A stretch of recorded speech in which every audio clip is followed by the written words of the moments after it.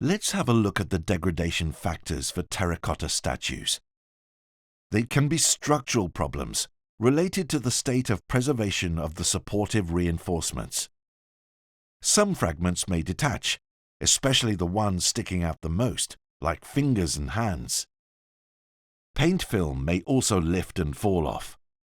Throughout the centuries, statues have often been maintained improperly, such as real repainting, while nowadays the restoration etiquette aims at the utmost respect for the artifact, that is, its material consistency and its conservation history.